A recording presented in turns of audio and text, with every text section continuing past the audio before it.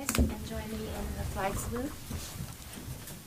I pledge allegiance to the flag of the United States of America and to the republic for which it stands, one nation under God, indivisible, with liberty and justice for all.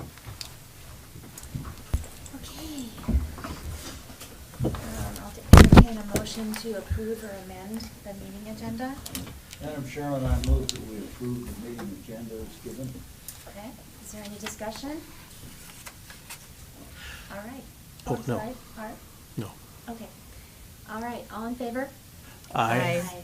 The motion passes. I don't know why this isn't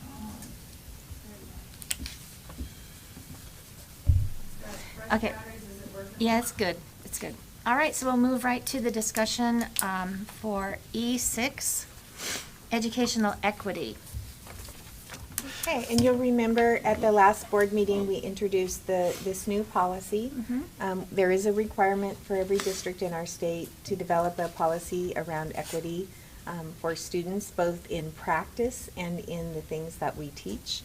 And we worked with our administrative leadership team really over a lot of time, and particularly with Jackie's support, to find examples from across the country, across the state, of good policies that served the needs of kids first, because that's who we're about in North Mason, and policies that would allow us to focus on equity but avoid politics. And I think what we found is very effective.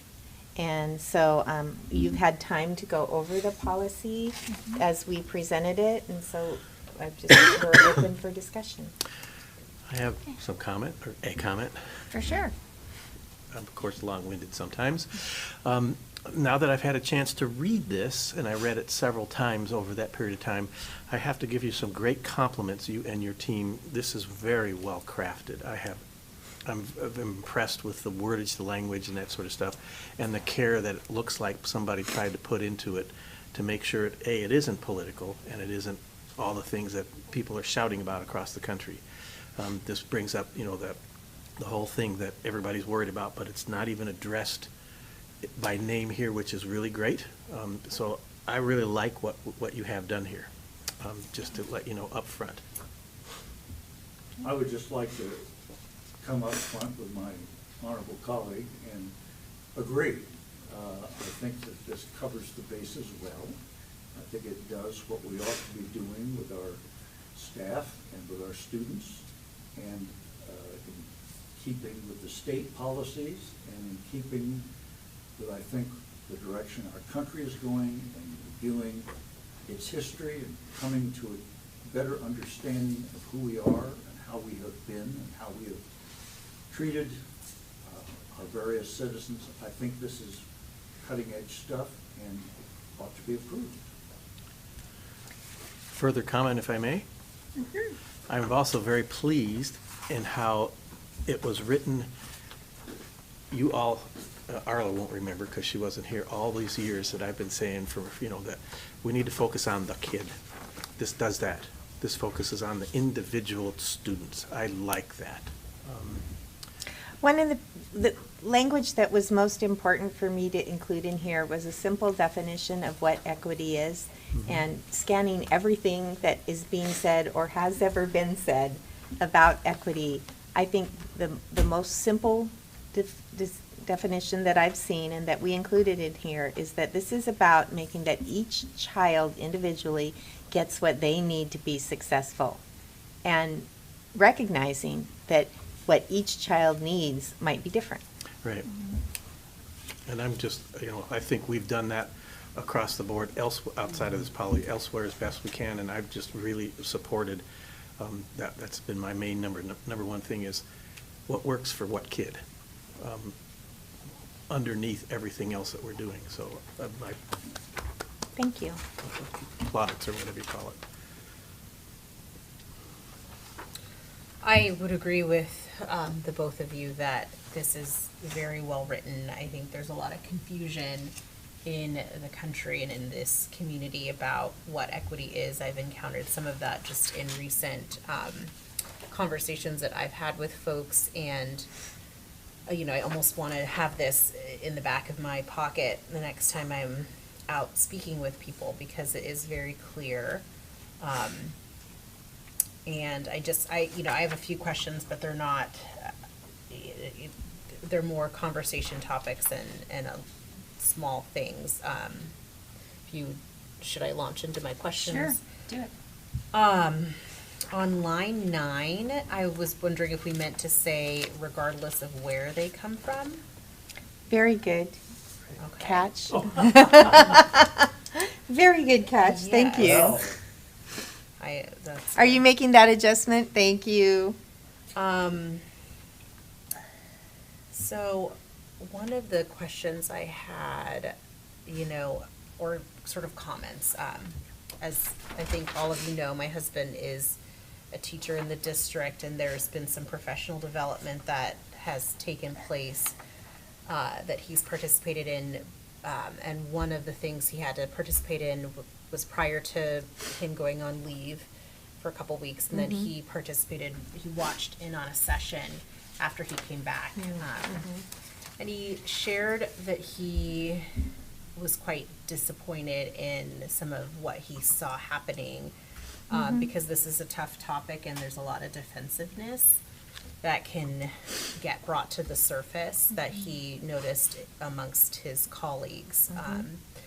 And I just personally feel as though defensiveness tends to really muddy the situation when people get caught up in trying to be heard rather than trying to listen. And so kind of with that in mind, I was reading this, thinking about that. One of my questions is, how do you, Dana, think that this will live beyond this policy? How would it live beyond, this administration, beyond you, beyond, any of our... Yeah. Well, I think this is connected to the work we've been doing the last couple of years with our multi-tiered systems of support. And as we continue to do that work, focusing on the individual child and supporting their needs, we are having those conversations, as evidenced by some of the equity training that we did with some teachers this spring that was difficult for some people to engage in a conversation. It stretched them a lot further than they were maybe ready to be stretched. And we have to continue to grow. And so this policy provides a framework to allow us to continue to grow and to make those changes in how we address the needs of students and how we interact together as adults in our system over time. Because we're holding ourselves accountable here, and that's why we wrote a pretty detailed policy. I know sometimes you guys go, okay, you're setting yourselves up for an awful lot to report to the board on. But we felt it was really important to have to report to the board on these things and show growth for each one of these bullet points, because we shine in some areas in our district related to equity, and we're justly proud of that. But we also have places where we need a lot of growth, whether in individuals or in our systems. And the only way we're going to do that and sustain that and make that a permanent part of who we are is by having to report on it and having to be accountable to you for those changes. So I hope that answers the question. Yeah, and I do think that's built into our policy governance so this will come back again, and you will report on it. And that's why I chose to present this to you as a policy governance policy and not as just one of our other student or staff policies about how we as a district do business. I thought it was really important that it be policy governance because it puts you in charge of making sure that we make the changes and that we report to you and that we focus on equity for our kids. What type of data, I guess, do we have on when we're talking about these achievement gaps? That was a question that came up as I was reading this. So, we collected data specifically this spring to start with for our report that we had to do for the ARPA or ESSER $3. Right. And so we have things like for K-8, our scores from our FastBridge Sabres is part of FastBridge, but Sabres is just the social emotional part. But we have FastBridge assessment data that we do that assessment multiple times during the year for K through 8 students in language arts and math. And then we, when we once again have our statewide data, we will have that. We also have grades and failure rates at the high school, and there are specific classroom-based assessment data, those kinds of things. So we use all of those together, and our teams in our buildings are really growing in their ability to look at data and use it to make their plans going forward. We're also putting another tool in place for next year. In the past, we've also used the CEE, the Center for Educational Effectiveness survey data. But we're adopting a different tool than that this year. The cost is about the same, but it provides so much more, and it's called Panorama. And Panorama allows us to do regular surveys as often as we determine we need to of students or families or staff related to social, emotional, feelings of safety, things about equity. It collects all of our data that's in Skyward around attendance and discipline and grades and test scores and all of that in one place, and provides charts and other pretty ways for us to look at it quickly and understand what the data tells us. So I think we have a lot of tools, and we've been kind of growing those tools over the time and also trying to grow our competency using them. So we're getting better. We still have a ways to go. So I guess what I'm asking, because something that I've sort of heard is, why do we need to put these into words? Isn't it kind of an obvious thing that we should be, making sure that everybody's passing? What type of data do we actually have that, or does the data show that we have differences in achievements between white and non-white students? We do. And so we included a summary of that on our website right now under our equity assessment that was required for our ESSER applications. And then we have by individual building-specific data sets for each building that are much more detailed, that we completed that work in the spring. We'll come back and do another pull of data in the fall, and then the winter and the spring again, and keep comparing that, because those are the data points that we use to plan our building multi-tiered blueprints and our building plans for success that are kind of now all intertwined into one plan that the buildings come and present to the boards on every year. That's very good. So, and my question would be, our ends policies are typically monitored and reported to us once a year at a particular time. What is the suggestion for this one? More than once a year? Is there like a... We're going to look at it multiple times a year. So we Okay. originally put it in the calendar once a year Okay. for a big report, but we could certainly give progress reports as well. Okay. I think I would like that, at least in the first year Well- of implementation here, because this is a lot. We're going to have quarterly individual conversations with buildings and Okay. whole group conversations about how this is going.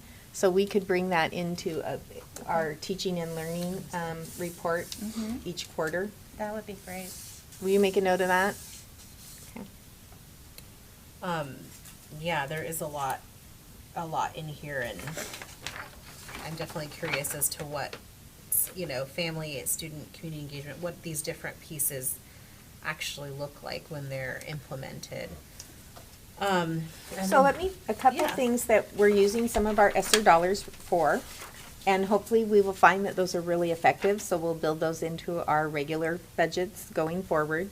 But we have targeted, we took the data and we found out that our students of color, particularly our EL students, have been the most impacted by COVID and the impact on education, and their families and their abilities to connect to school. So we are funding a very specific position of an employee that we will hire to help with a lot of detail about how they will do it, to help tie those families closer to the school community and provide some different supports and things that we haven't provided before.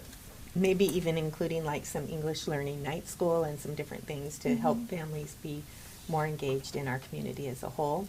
And we also, but those aren't the only kids whose families need to be connected. So we also have another position, family engagement, that is more wrapped around some of the other student groups that were struggling, including things like our homeless population and stuff like that. So both of those are just things that we just have finished crafting what that would look like and posted those positions, and we'll be hiring for starting the fall. So one of the things I will be reporting on in the first report then in the first quarter is, okay, these people have been doing these jobs for a couple of months. Here's what we have found out so far, and here's Okay. what they're planning to do next. Okay.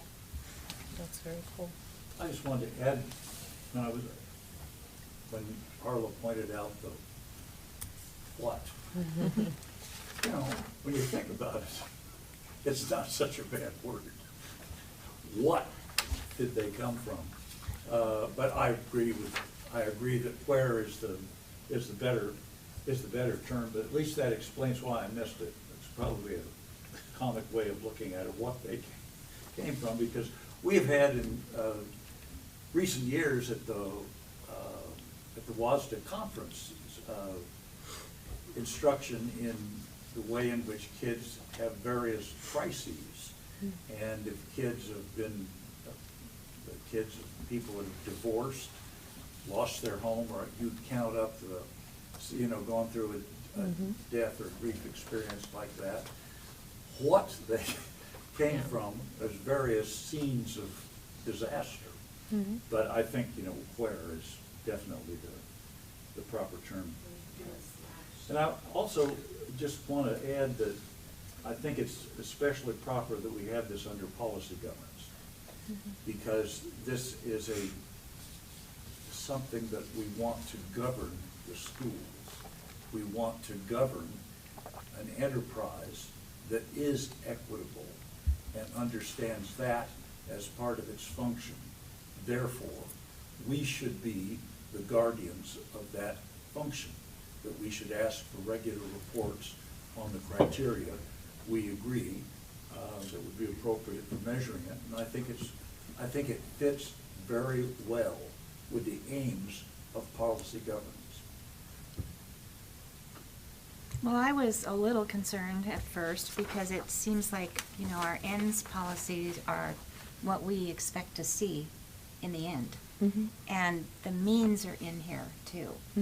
So I thought maybe those should be a procedural piece attached to this, but after I've looked at it and read it several times, I think it all belongs right here on under the same category, E6.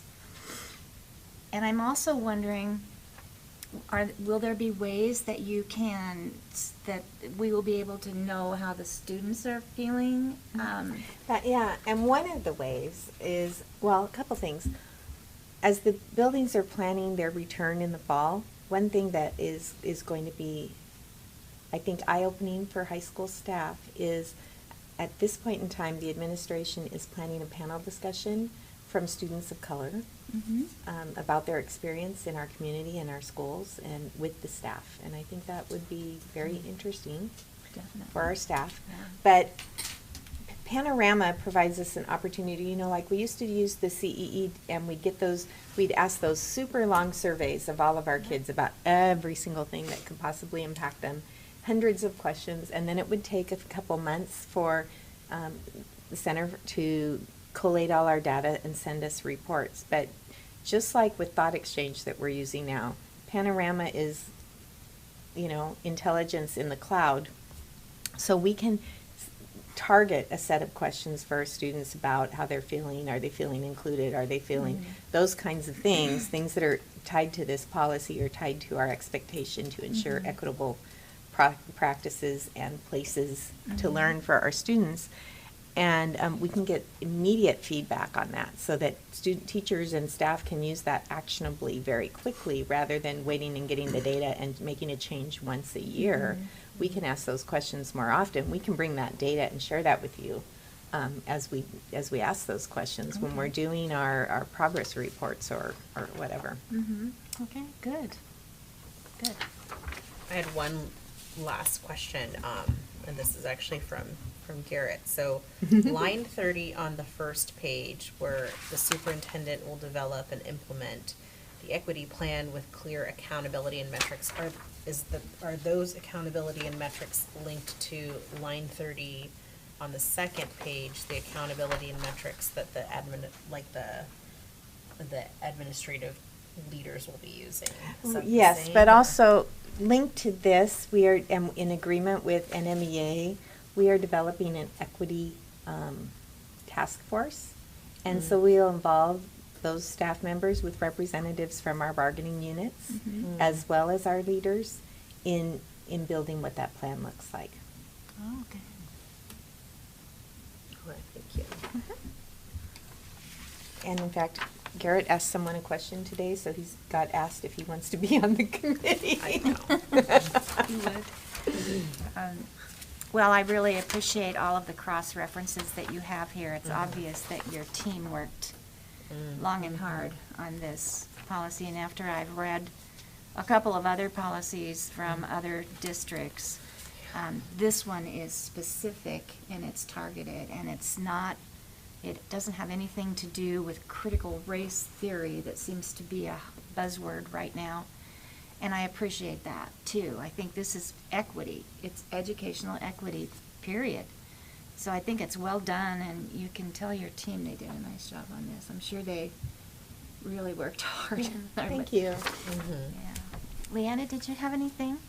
I like listening, because you guys really hit on some of the things that were in my head. And Laura, when you talked about, maybe in the first year, checking in, not just an annual report, but I think that'll help with our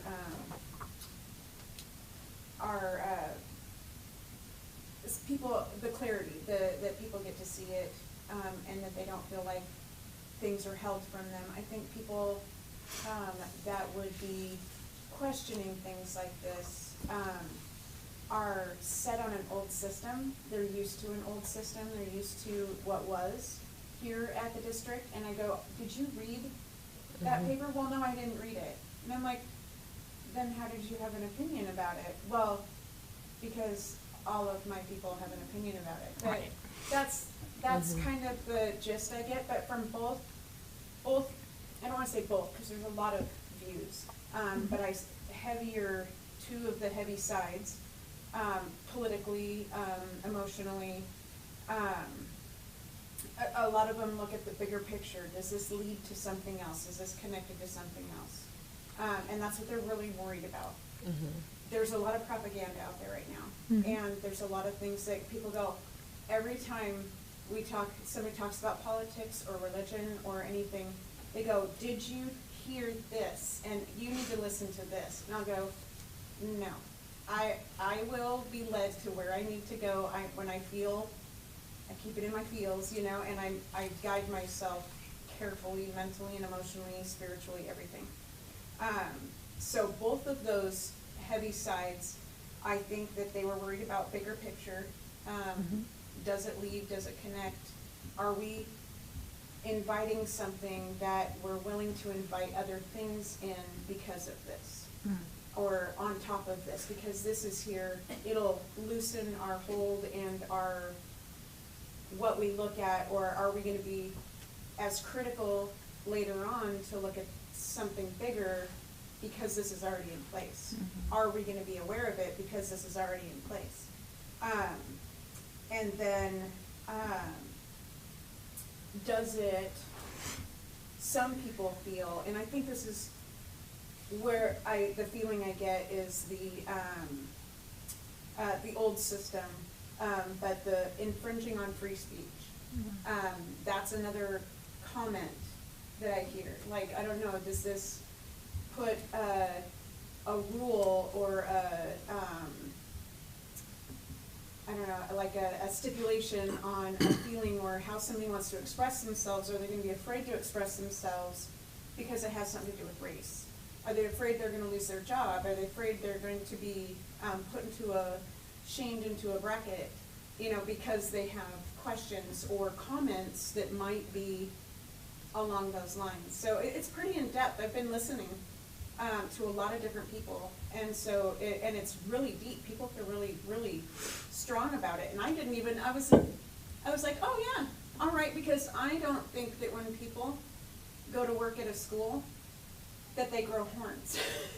You know, I don't think that because the pandemic hit and a lot of politics came into it, I don't think that everybody grew a hidden agenda. You know, so that's where I come from.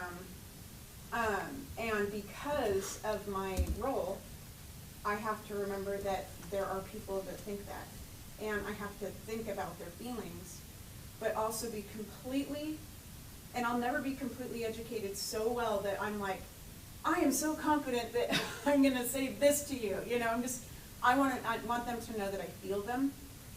Sometimes I feel the same way, but I go out and educate myself before I go telling people that I'm not for this or that when I haven't read the document. You know, so that's what I want. I don't know if we're sharing this with the public. Yeah, I hope, I want people to come, and people have said, well, I don't want to come to the meeting, or I do want to come to the meeting. I don't want to come because we have to put our name down and we can't talk the whole time. You know, well, of course you can't talk, in no professional place can you just raise your hand and speak about anything, but we hear you. You know, we listen to you. And me saying this isn't, that was a lot of information that just came out of my mouth, but that wasn't based on one opinion.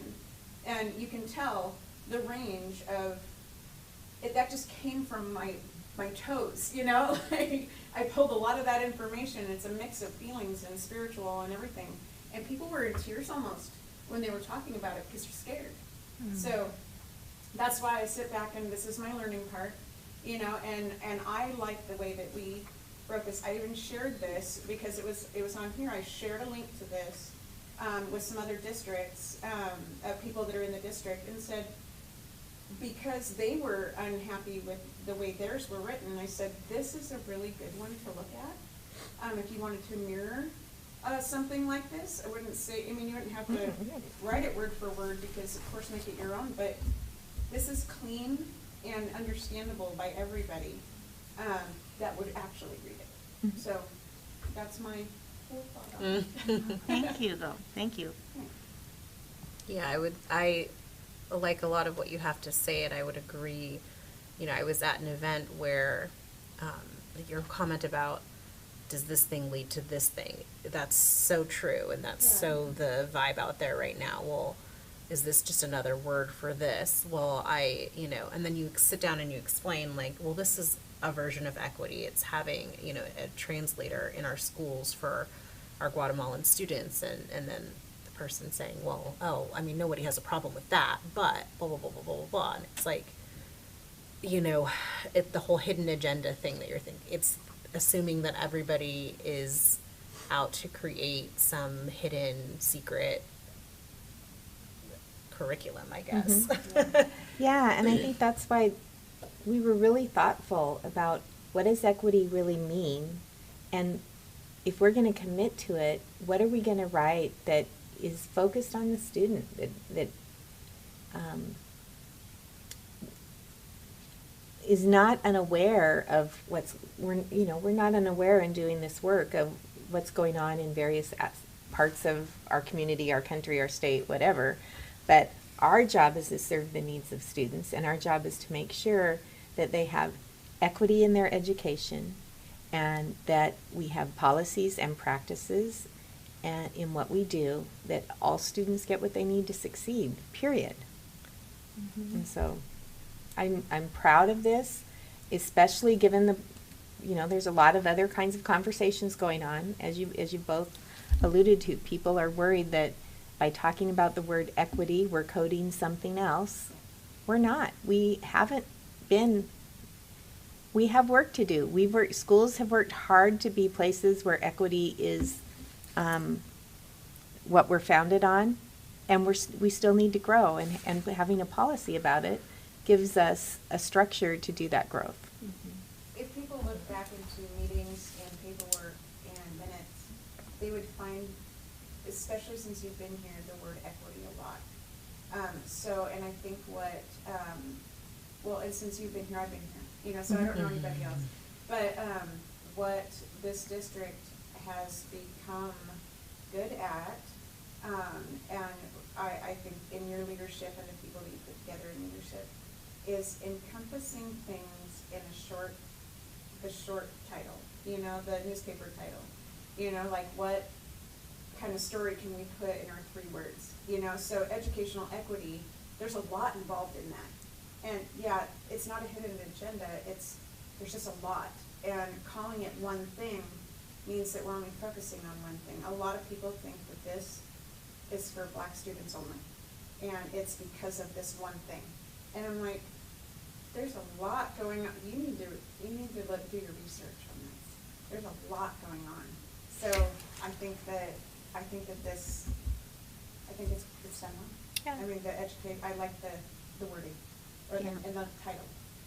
Well, and you really did nail it when you said that they're afraid Mhm. of what this means and where this will lead. And fear typically comes from lack of knowledge and just not reaching out to find out what is this. And she is always available for that. She'll talk to anybody and sit down with people. I just wish that more folks would take advantage of that, rather than stay at home and be fearful and make assumptions and then call other people and share their assumptions. Yeah. Then it becomes a big thing Mhm. when it doesn't really have to. So Yeah, and I think that people get nervous about living documents where we open things up and let, you know, like we're gonna turn it over, you're gonna start this, the equity, task force and all that, and when you open that up, people go, whoa, you're not gonna have anything to do with it anymore and you're gonna lose it. But that's what we're here for, that's what this is here for. This is the checks and balances right here, so we get to see the information. I had a lot of questions. I asked a lot of friends, a lot of people politically and people that, all different races, cultures, everything. I was like, you know, I wanna understand this, but I don't wanna understand it from this document, and I don't wanna understand it from what I'm reading on Facebook, you know? No. And that's a lot of it, though. People will see something that pops up and they'll go, did you read that? And that you can see that they're shaking and they're scared, and they're strong people. So, and they've been through hell, you know, in their whole lives, you know, gone through cancer and all these different things, and then we all went through COVID, you know, but I know when I spend a lot of time alone, I'm really creative. And I have a lot of questions and a lot of things that I answer myself. And I don't mean like I'm making things up, you know, but when you don't have a sounding board like what we do when we're in a community, when we just text people get offended. When we just have letters going back and forth, but that chemical from somebody's voice, hearing it, people don't like me when they say, I mean, people don't like me anyway, but when they see me on paper, they'll go, oh, I'm offended, but when they hear my voice and talk to me, I started doing some videos on my Facebook page, because I want people to hear my voice and how I mean it. And those same people that were so standoffish were like, thank you for putting that up, because now I get it, you know, or now I understand you, you know, that's what I wanted. So, I think it's does anybody have anything else they would like to add or talk about with this particular ends policy? If not, we can, You're fine. we can go ahead and conclude the work study session, and we would have a break before the regular meeting. Does everyone agree? Okay, so be back here at 6:30 p.m. and the work study session is closed. Thank you. Okay. They will join us, or I will be doing the finance. All right, I'm going to call the meeting to order. Would you rise and join me in the Pledge of Allegiance? I pledge allegiance to the flag of the United States of America and to the republic for which it stands, one nation under God, indivisible, with liberty and justice for all. All right, welcome everybody. Thank you for coming, all 3 of you. It's just nice to see some faces out there again. I'll entertain a motion to approve or amend the meeting agenda. I move that we approve the agenda. Okay. Any discussion? It's a big agenda. It's a big agenda. I'll mention right now that we are going to defer our board comments until the next meeting, sorry about that. It's okay. Just to save some time, because this is a packed agenda, okay, we have a motion to approve the agenda. All in favor? Aye. Motion is passed. Were there any public comments on agenda items, Jackie? Okay. So we do want to hear Arla's comment, Aaliyah's comments, though. Yeah. Oh, well, there's not much because school has gotten out, but Right. I'm pretty sure the morale after COVID had taken most of its turn has gotten much better. And I just want to say thank you guys for the opportunity to be a board member. Thank you. Thank you. You are a wonderful board Let me student take a minute. representative. And we're going to take a minute, try to do it without getting emotional, but Aaliyah, you have been an outstanding student board member, and we're very proud of you, and we're looking forward to hearing about your journey at Stanford. And I'm going to start crying. Do it! Cry. From the board, from the school district, so you remember all the work that you put in, including the things like going to Olympia and talking with our legislators and stuff. We're really proud of the work you did, and we know you're going to do great things.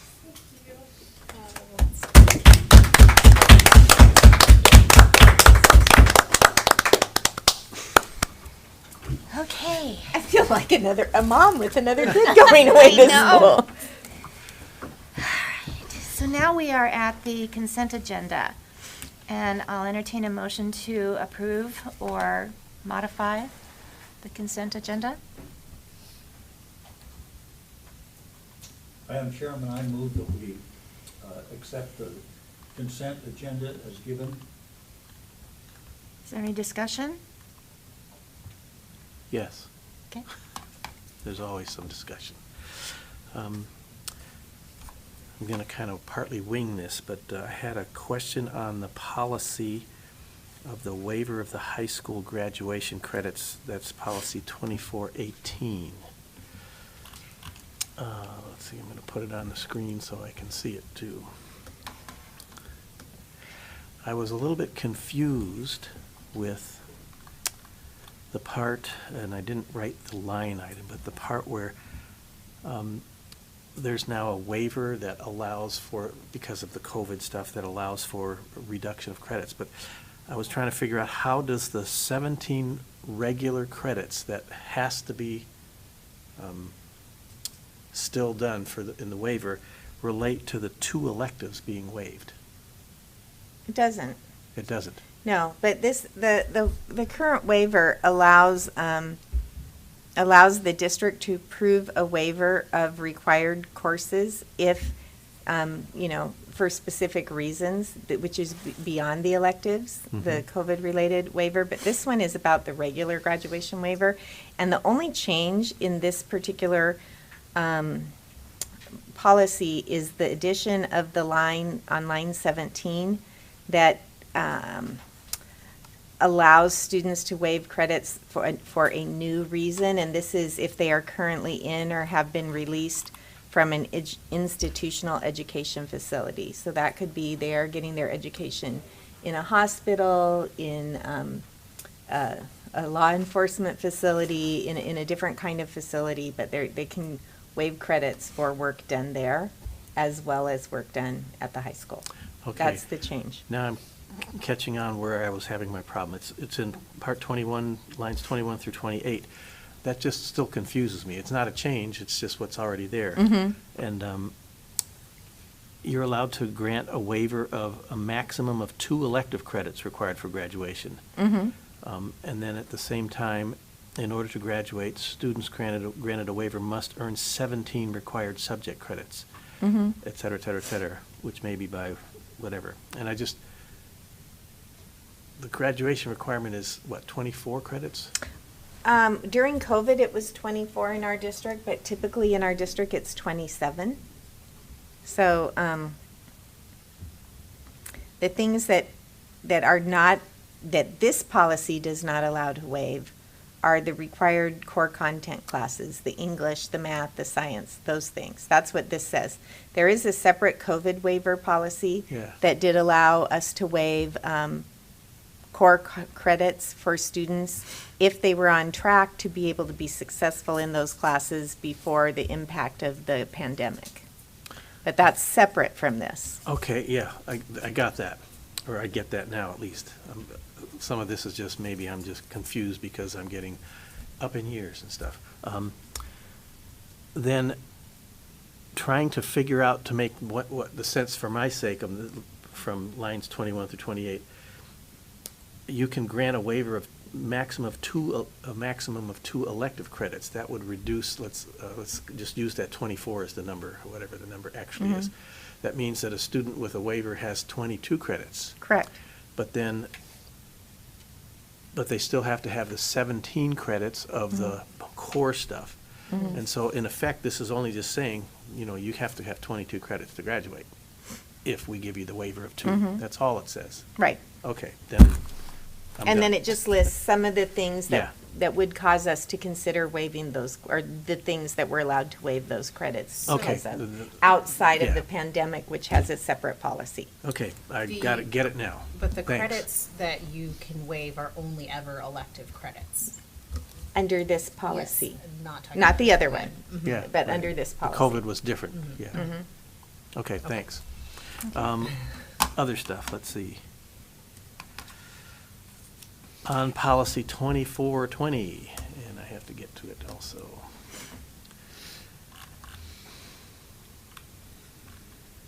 Grading and progress reports. I just wanted you to explain the logic of the removal of the fees paid versus releasing the grades.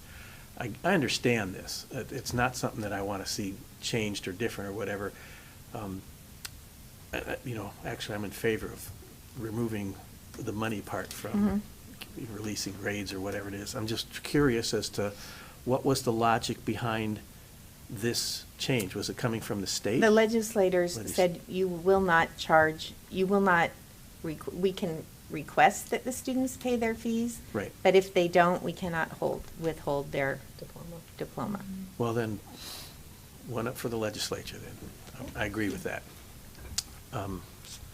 Did we ever make that a habit? I mean, was that a habit we had in the district? We never really have. We have always tried to get kids to pay their fees. We often waive them. Occasionally, students will volunteer to do some in-kind work or something because of their fees, but in this district, they are typically waived anyway. If students don't have the finances to be able to honor them. Okay, and I have only one other question. Thank you for that clarification.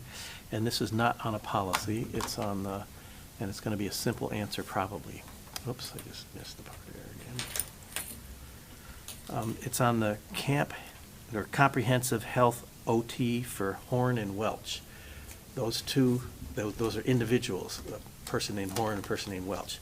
The question I have is, on both of those contracts, I guess they're what they are, there's something called recruitment fee shall be 25% first year salary.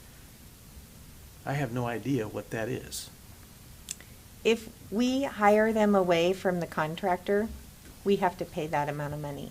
To the contractor? If we were to contract with this company to provide this service, and then we really like the employee that is their employee that comes to work for us, and so we offer them a job for us rather than through the contract.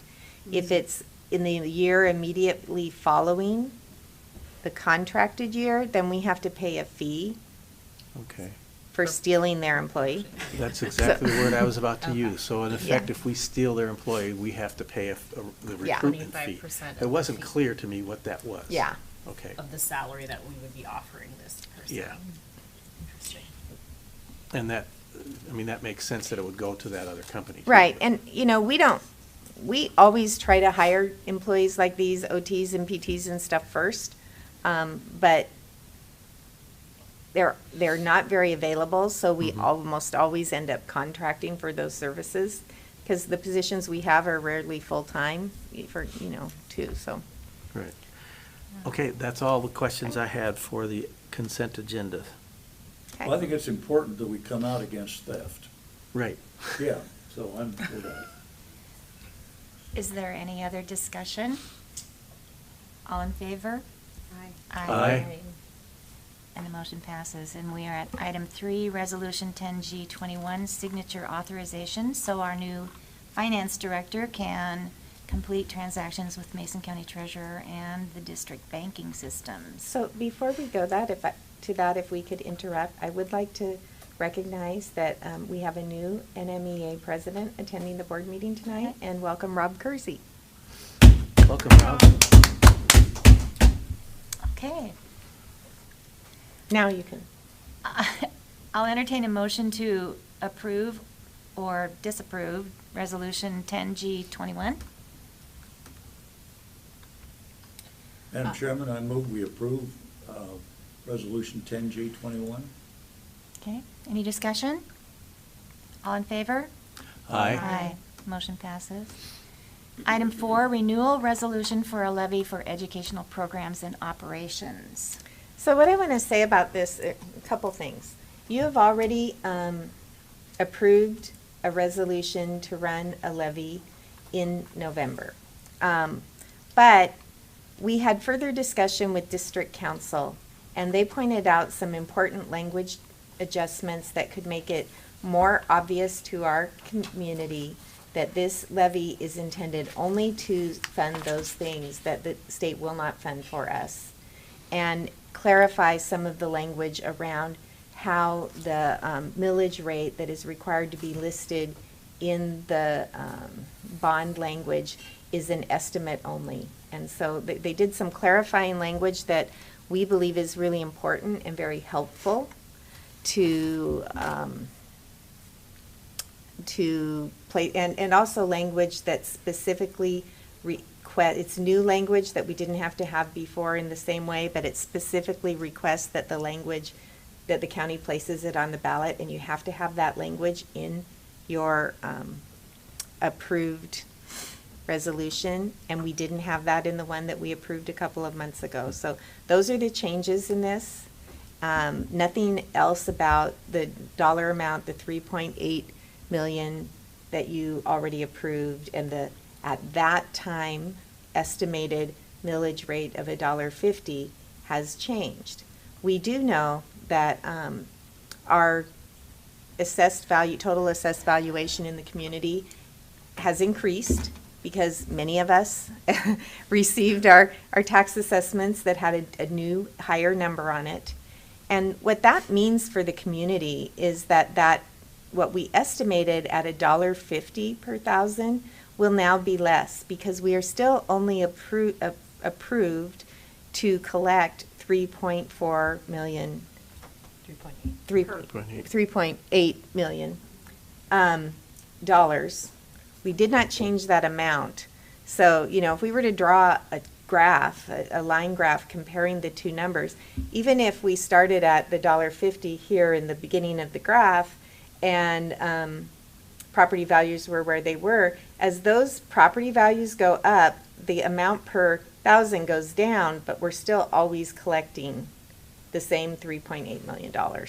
So there is an outstanding question from some members of our committee, and that is if it's possible to change the millage rate, would we make another amendment to the approved resolution? And that I would call the board back for a special meeting to do that.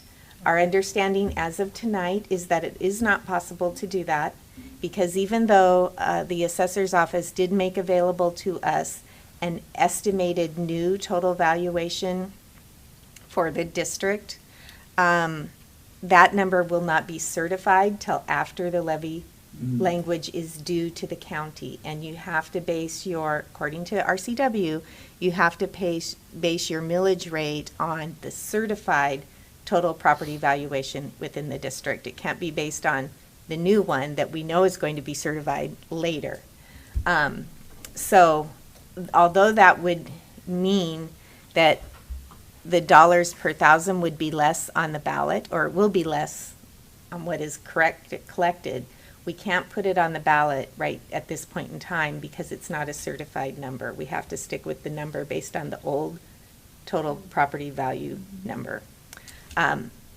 We have some people doing some research. If it turns out that there's a loophole to that and we can change it, and so that we can put the lower dollars per thousand on the ballot, then I will ask you to come back for a special meeting just so we can do that. But for right now, we're not changing any of the numbers on what you already approved, just the language, so that the language is clearer.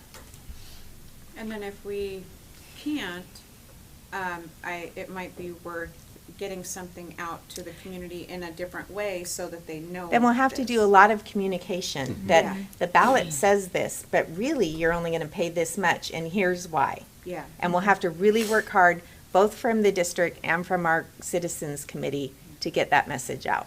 Yeah, there's a lot of concern on the Citizens Committee, the marketing subcommittee of the Citizens Committee, that even going that route, kind of this over-explaining, like, actually, it's $1.38 or whatever it might end up being, and then somebody goes and opens their ballot and they see $1.50, which sort of sounds like we might not be able to get away from that. Is that just gonna immediately turn people off and think, oh, the district's, Yeah. being tricky? It says $1.50, they've been trying to tell me it's $1.38. So if the information does go out that we start with, you're going to see this on your ballot, what this means is. That's how this- much we it couldn't was. change it, but it is really going to be this, so it would have to lead with those words. If we Maybe, come out with it, or yeah. just not at all. I think there's sort of a split feeling on that. I almost would say it's better to just go with whatever's gonna be the ballot needs to be what we just stick with. Yeah. And then, anybody, we can decide something differently. And then after the fact, you can talk about, well, actually, what we're really collecting is this, and then that's a positive story. But there's differing opinions on that. I can see that. Yeah, Yeah. it's tough. That's good input. Okay. So, all right. Do I have a motion for this resolution? You did, right? Okay. John did that? Any further discussion? Did he? I thought he did. Didn't you make the motion, John? Did you motion that? I certainly thought I did. Okay. Any- You guys witnessed it. No, Well, that's you what made the the motion discussion for the Jack says, previous right? no one. one's Move made a- That's discussion. We can't She- discuss it unless we move it, Jackie right? says no one made a motion. Yeah, Oh, he made a Jackie motion says for no, the so go ahead, previous. John, do it again. Well, what's our number? 12G21. Number 4? Yeah, 241. 12G21.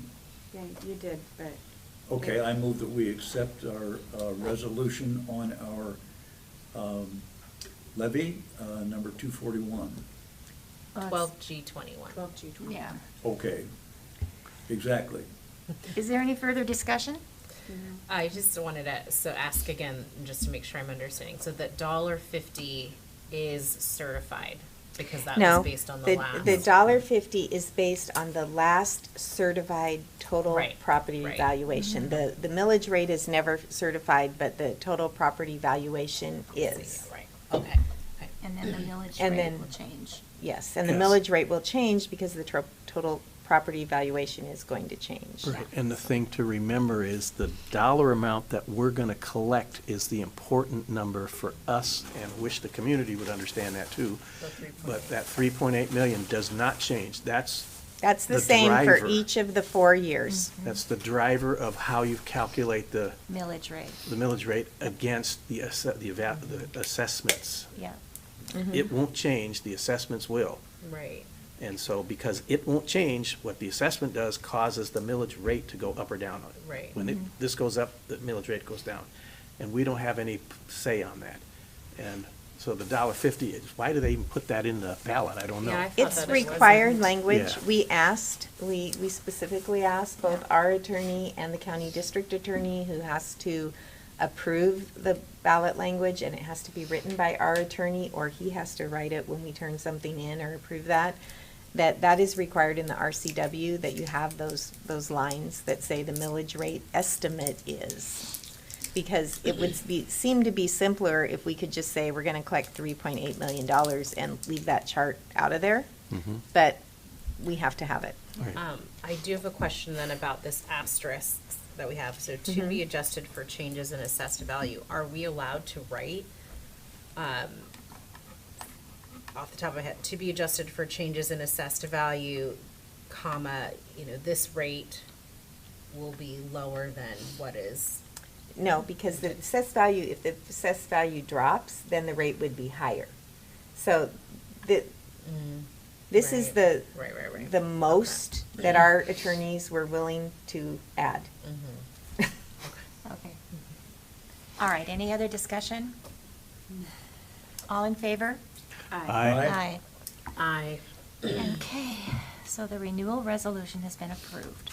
And now we are at item 5, debt service fund. Okay, do I now You go ha- you into? have to, yeah.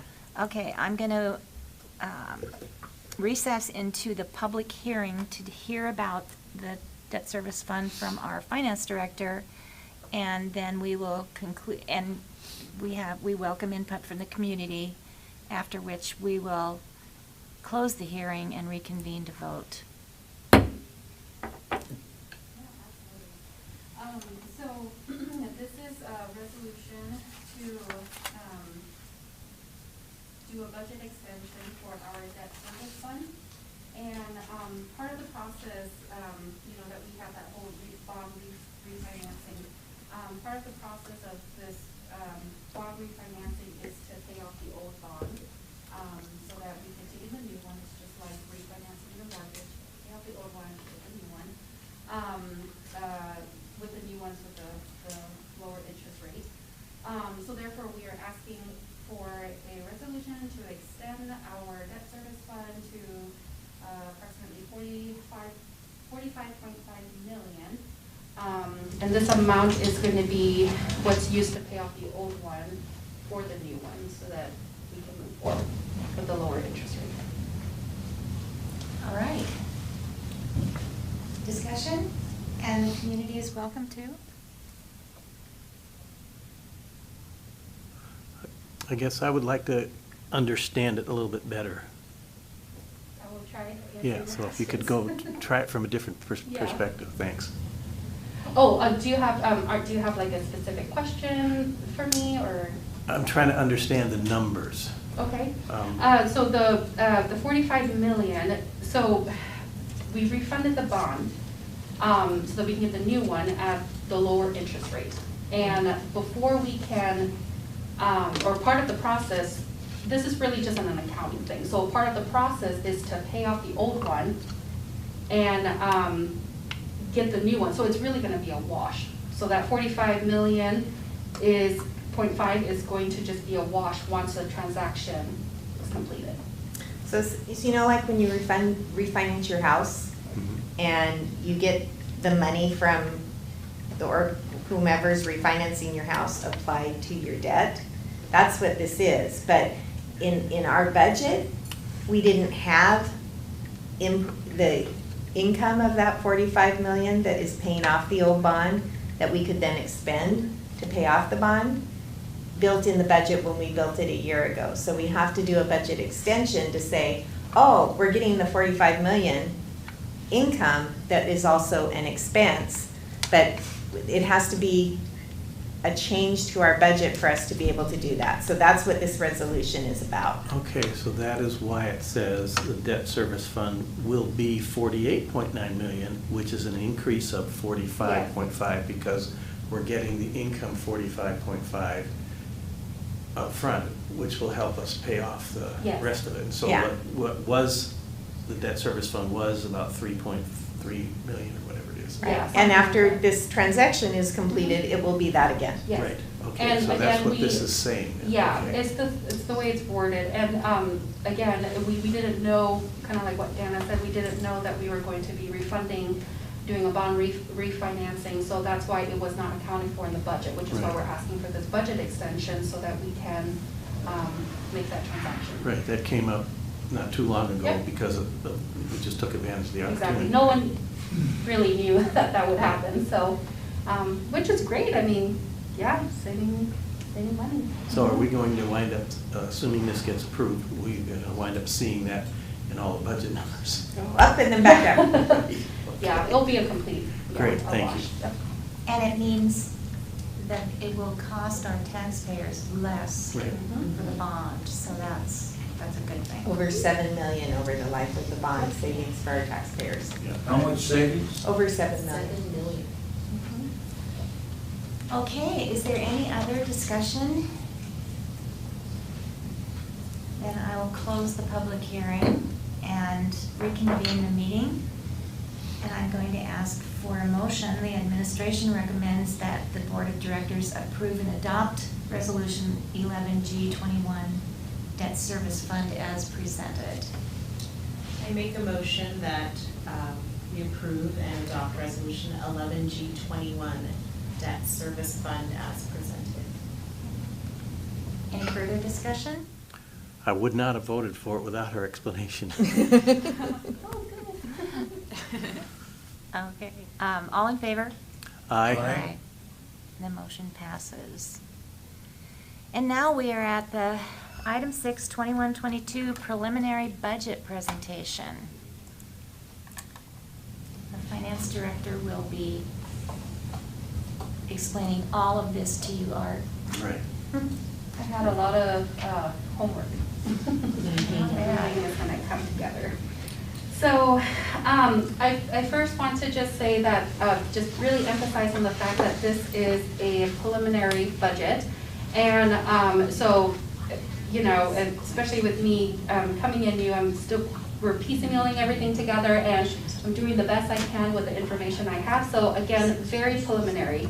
I'd like to start with our enrollment projections. So looking at our 10-year history, mostly focusing on our current year, 2020-21, our enrollment, FTE, student enrollment is 2,222. And we are budgeting for a decrease of 12 FTE. So this entire presentation is going to be based on that 2,210 FTE for the 21-22 school year. Jackie? Oh, no worries. Look at this great chart. Session started at 5:30 because this was on the agenda last month and they wanted to spend some time. A community member in a I question. I just needed to jump. Thanks, Joan. Okay. The next one we're going to look at is our staffing history. Again, also another 10-year history, primarily focusing on the current year 2021 school year. Certificated being blue, classified being orange. Oh, almost there. I think you can just hit the space bar. I have it up, but it's not up there. Oh, yeah. It's here. Oh, it's but over it's not there. up there. Oh, funny. No, it's here. No, it's not up here. No, it's just, No, it's just not staffing. She's saying that. Oh, okay. I'll get her. No worries. Excuse me, Jackie. My girl, you can't leave. I'm sorry. Did you get one? No, I didn't. Just, I did, but that's what I did. Oh, because it's right over here, so you just have to put the mouse over and. Oh, it's on the other screen. Oh, That I makes thought it was sense. in that screen. Oh, sorry, that was our error. That's okay. All right.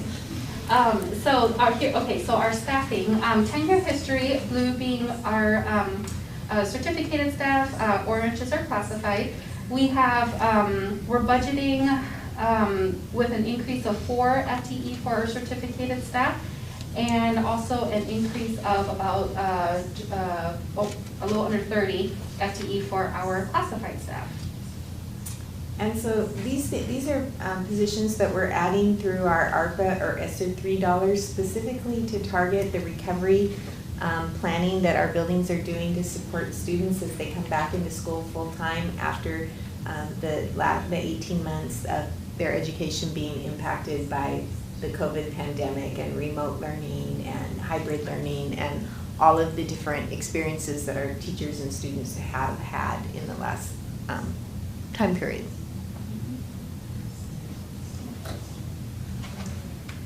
The next one, to give you an idea of our general fund, we're budgeting that our beginning fund balance will be 4.6 million.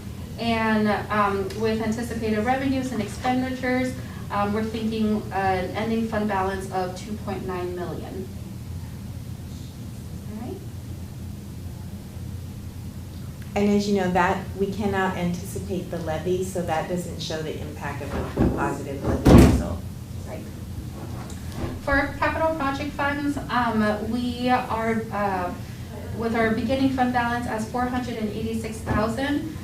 With anticipated revenue and expenditures, we are budgeting ending fund balance of 146,000. Want to point out here to support Vietnam that this is one of those years where we have significant dollars collected from state forest dollars that we get because we cannot levy or have a bond or a levy against those properties because they're not owned by private property owners. So there is a law that allows us to collect state forest funds in like what we would collect instead of collecting levy.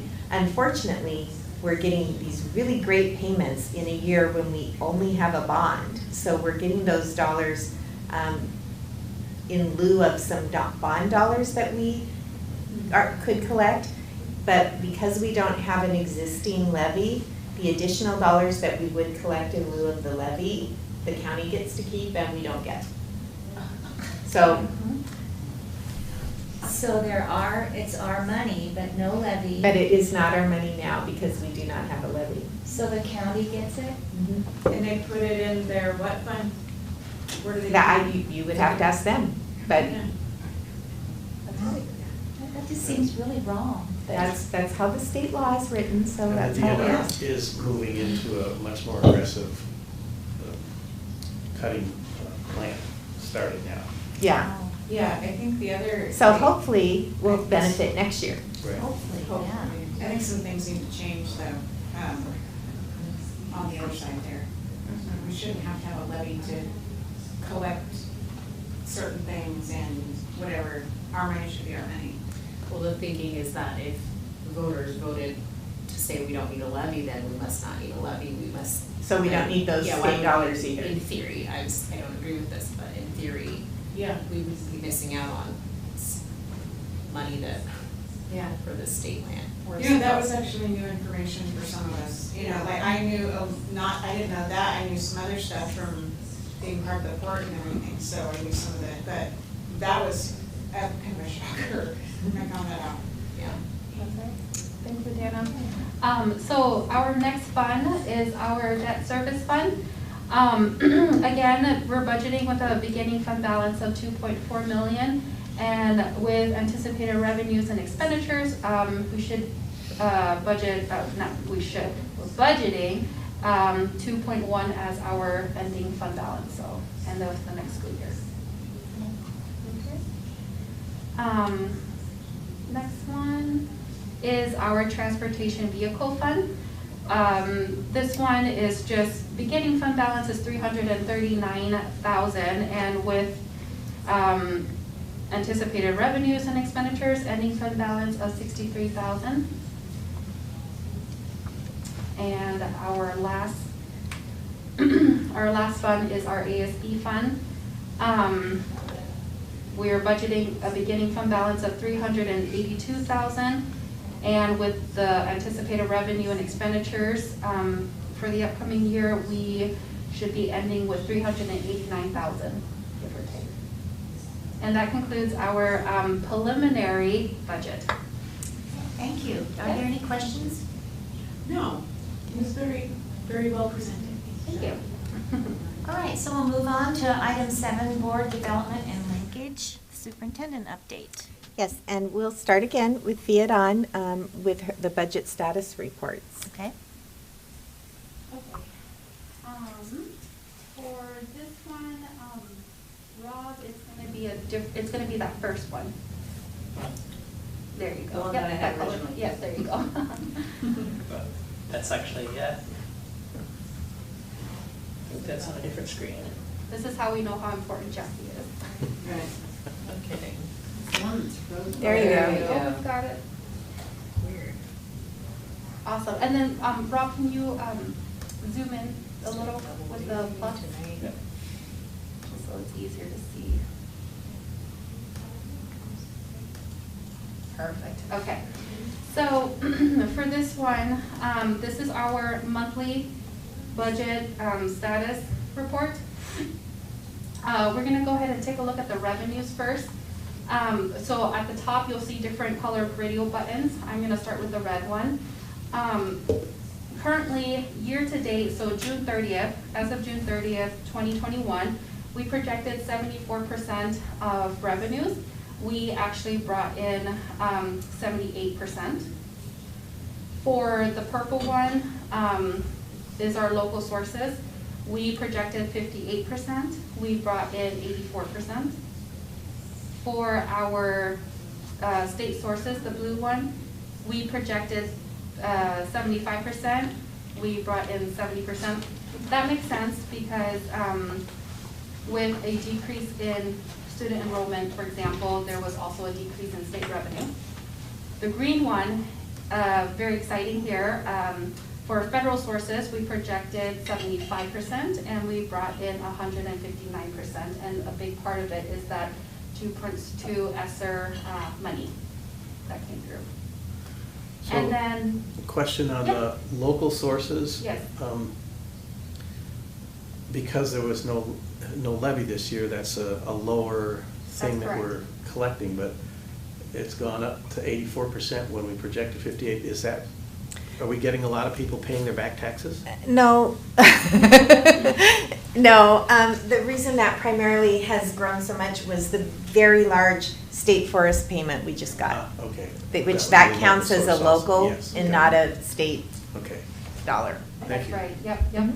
And in addition to that, to your point, half a year levy collection, that's why it's gonna look skew a little, but with the, Right. That's why we projected the 50. Right. yep, exactly. Okay, so on the bottom, under the red and purple radio button is just our top 10 sources of revenue, with our apportionment being the number one at 15 million.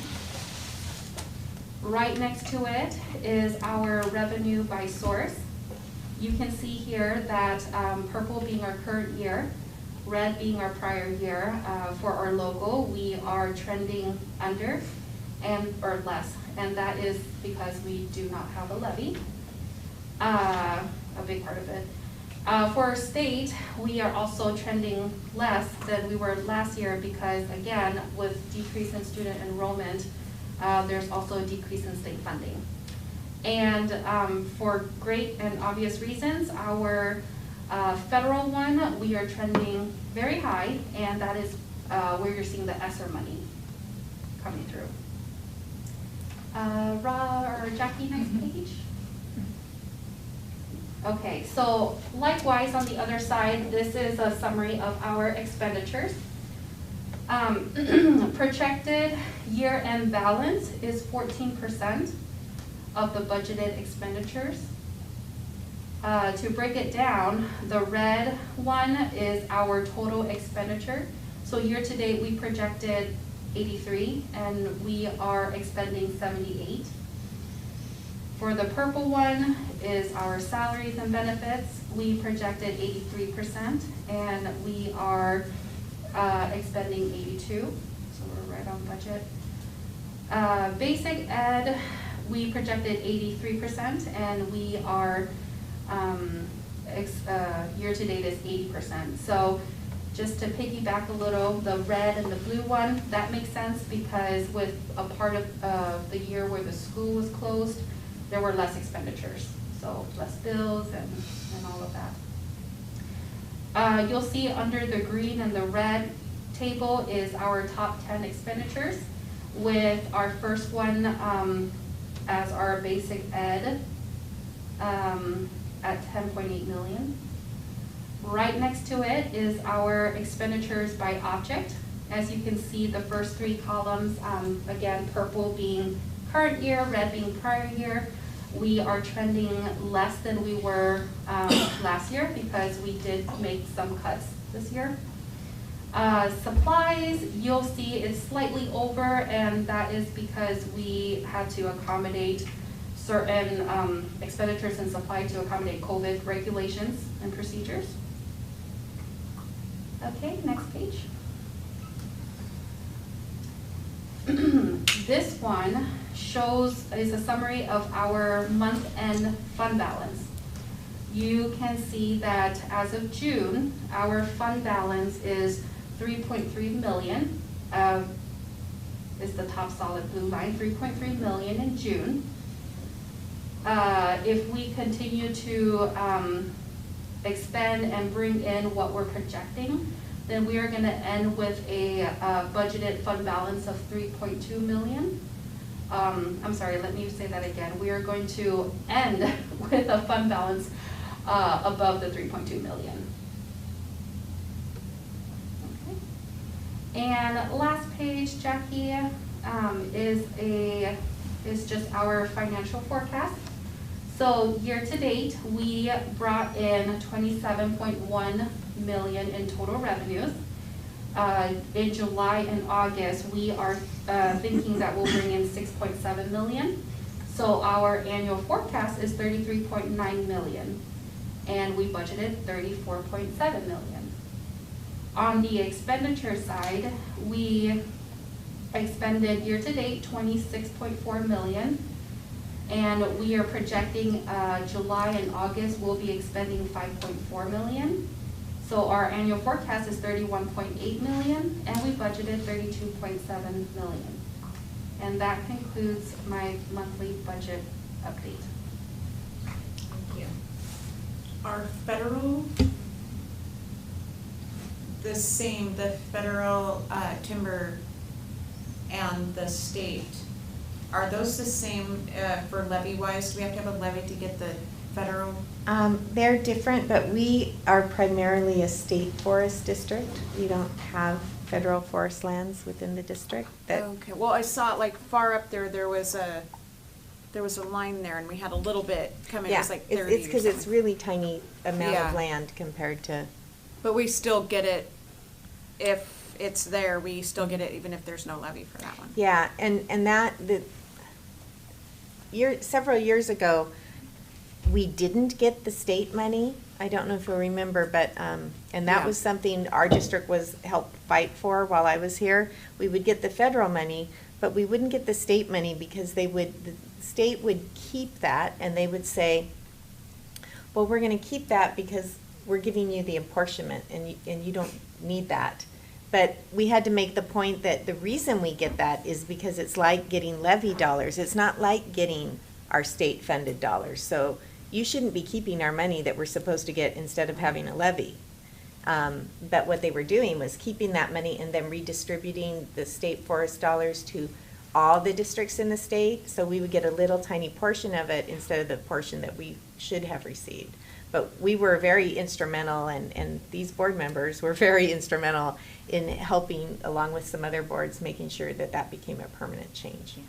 Right, and I In the think that change. In the had- legislature, yeah. That change, the original change goes back to Don LaPere's time on the board when it changed to The other apportionment way. going the other way, right. So Yeah. it's been 40, 50 years Mhm. of we're not been getting that money until now.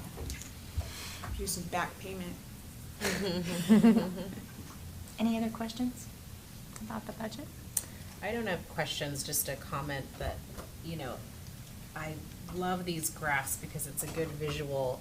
You hear from the community a lot, well, you're getting all these federal dollars, shouldn't that make up for what you've lost? But it's nice to see, like in that revenue bar graph, you can see, well, that jump up in federal dollars in the purple box, that isn't the same as what is missing in the local or you know, the state, so. Mhm.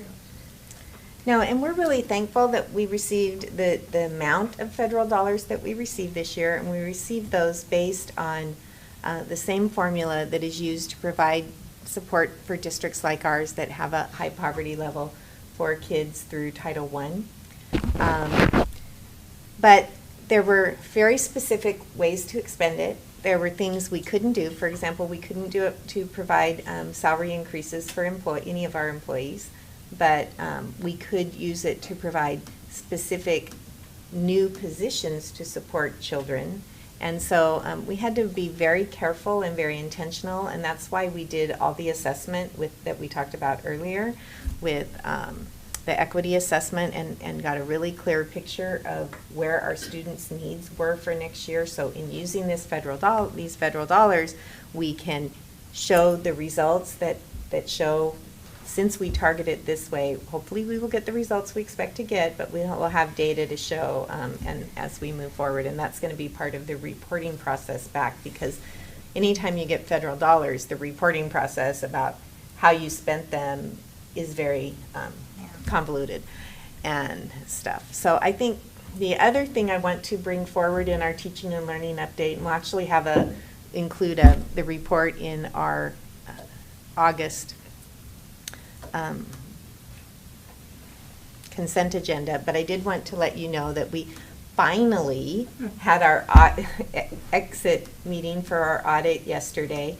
Normally we do those in mid to late April, at the very latest mid-May, because there is a requirement that we do a report to the feds about our financial status every year by May 31st. But because the state auditor's office was so far behind on doing all school district audits this year, we and almost every district in the state had to write a document, a letter to the feds saying, we don't have this, will you please accept our unaudited financial report until we get that, and we'll send that to you as soon as the auditor finishes. So Vietnam is working on that now.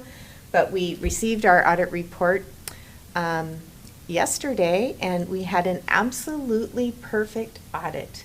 They found nothing to identify that the district needed to work on, and I'm very proud of our team for that.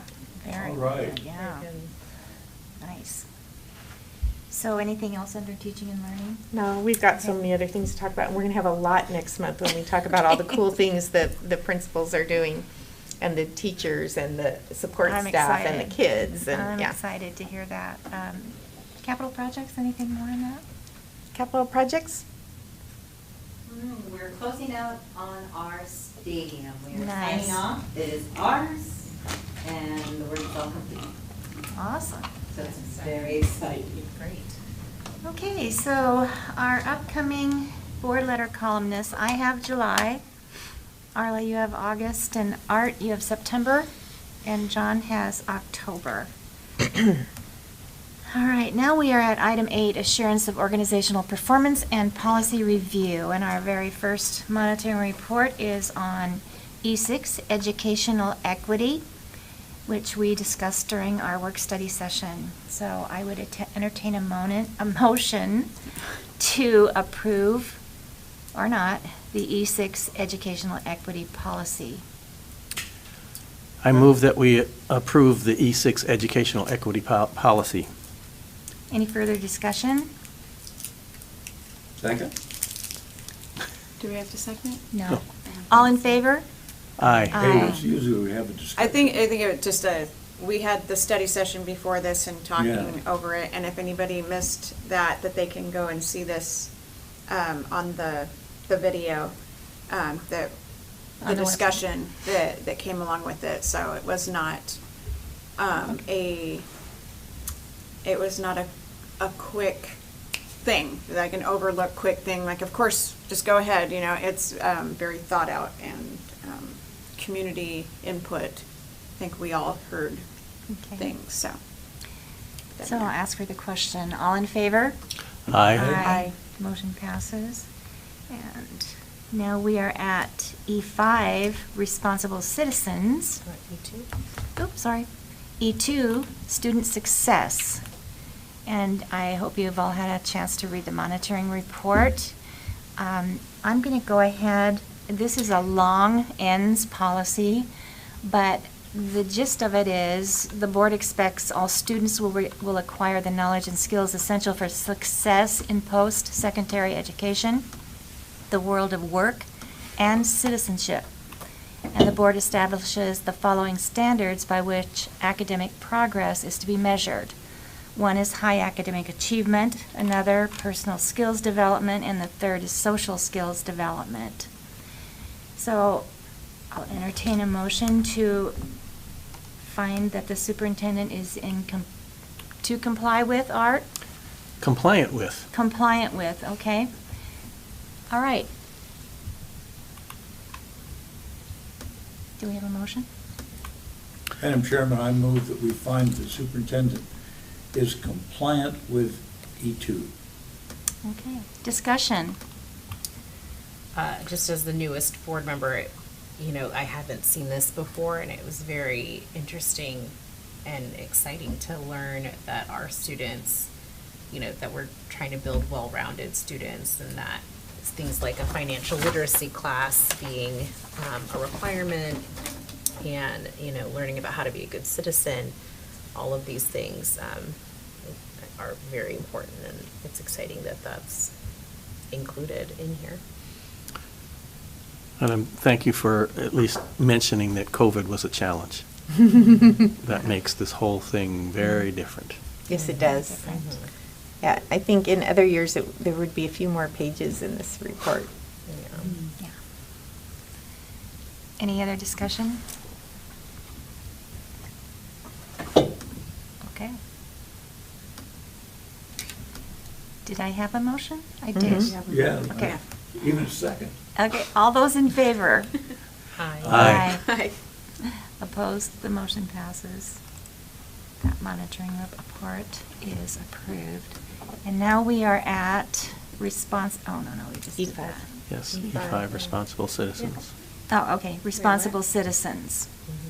And this is another ends policy, it is the board's expectation that all North Mason School District students demonstrate the individual character qualities, emotional strength, and social skills to succeed.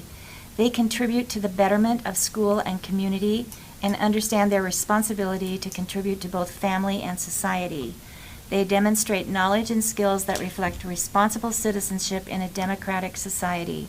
Specifically, students will participate in school and community service at increasing rates, and 2, contribute to a safe and respectful environment as shown by low incidence rates of harassment and bullying, fighting and assault, property damage, drug and alcohol infractions, other disciplinary infractions which result in suspensions or expulsions. So, I'll entertain a motion. Madam Chairman, I move that we find the superintendent compliant with E5. Discussion. Again, thank you for the comment at the very bottom regarding the disruption to all of this from COVID. Yes. That is absolutely pertinent. A lot of the stuff that's in the text, particularly under the community service, the standard things didn't work. But, you know, kids did some other things, which They was did. surprising. As a side comment, I would just add, it sure would be nice if we found a way of advertising our criteria, because it sounds like a litany of the things people regularly say schools are not doing. And so I think it's commendable we have that there and measure ourselves by the standards appropriate to these very things. Well, I had a question. Ken? You know, so if a student is, I'm looking at, you know, property damage, drug and alcohol infractions, how does the district, how are we aware if that happens off school grounds? Is We that aren't. something These are that- just related to anything things on school? school grounds. Okay. Okay. Sometimes we're aware, but that's not in our report. Gotcha, thank you. All right, we have a motion to find the superintendent in compliance with E5, responsible citizens. All those in favor? Aye. Motion passes. And now we are at ER2, organizational continuity. This is a policy that, in order to ensure continuity of district operations, the superintendent shall ensure that the district's leadership and all critical functions are prepared to respond to conditions that can stop or otherwise impede district operations. Accordingly, the superintendent shall ensure that at least one other executive staff member is familiar with board and superintendent issues and processes and is capable of assuming superintendent responsibilities on an emergency basis, and ensure that continuity of leadership exists at each level of the district's management, and ensure that district plans include a projection of foreseeable disasters or emergency situations, and ensure that the district tests disaster/emergency preparedness plans for their ability to assure organizational continuity. And I would entertain a motion to find the superintendent in compliance with this. You don't need the "in." Oh, Just compliant with. compliant with Compliant. this. Thank you, Art. Oh, go ahead. I recommend that we find the superintendent compliant with ER2. Make it a motion. Oh, I make a motion. It's actually Fine. you know, it's ER2, you're right. ER2. Oh, okay. Okay, I make a discussion. motion, yeah. Okay. Discussion. I'm particularly, I think one of the places our whole district stands out, and I give Dana immense credit for this and her team, because it takes organization, is in disaster preparedness. And I'll never forget the time, were we together at that particular time when a disaster, when a lockdown happened, while we were right there? Yeah. Oh, we were all in the back, yeah. Yeah, Wasn't- in Dana's were you office, back there? Yeah. you know, and you saw things going, and I particularly like I just don't like, I think it's admirable that we have connections with all the law enforcement districts that are around here, and we have, had, contact with them so that logistically, we know what we're doing when a disaster happens. We have a plan in place, and we're not just waiting for a disaster to happen. We've rehearsed the steps, and other than prayer, which we just leave to one side, I think we're doing and have called on every source we legally can, to prepare for disasters and to respond when one happens. And I think that our district is especially good at this. I don't think another district could be better. And I base that in part on my experience. Any other discussion? All right, I'll call for the question. All those in favor of finding the superintendent compliant with ER2, organizational continuity?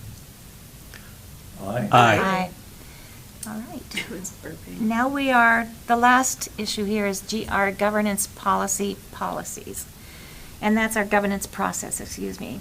And those are all listed under that category, and there's quite a number of them. It's how we operate as a board in governing the school district. So does anybody have any comments or discussion about Art? Yeah. Obviously, we will need to phase in the new one that Yes. the equity one that needs to phase into that, with remembering that we discussed also, we would like to have some, maybe quarterly or whatever it is, updates along the way, which would not necessarily be part of the governance process list, but it could be or whatever, just putting that out there.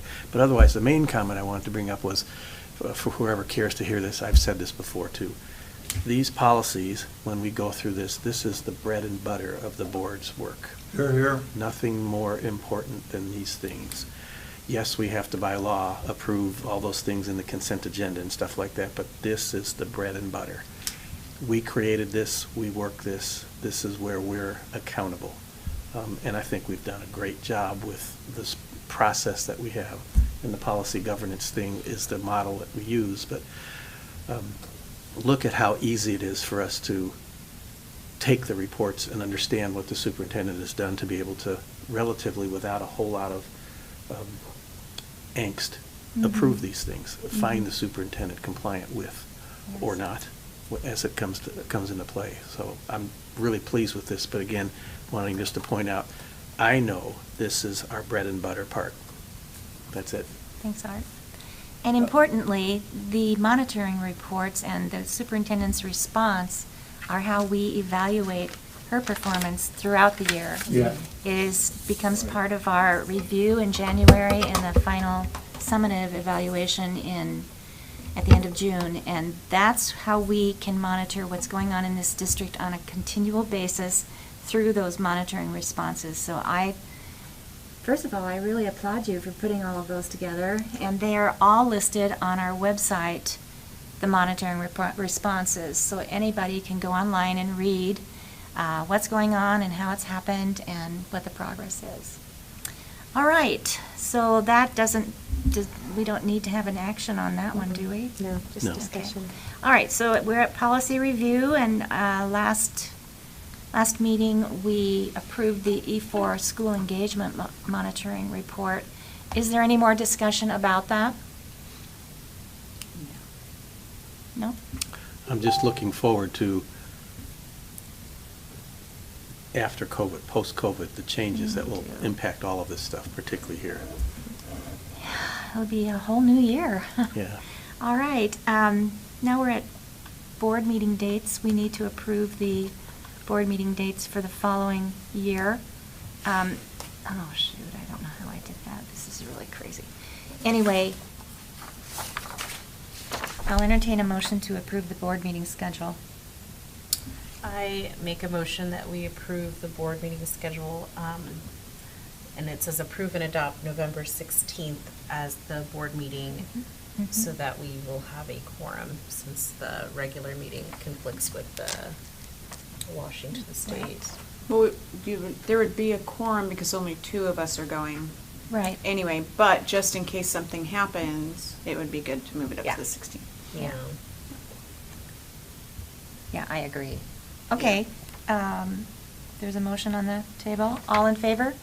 Aye. Motion passes. And now, we are at adjournment for the good of the order. Does anybody have anything they'd like to add?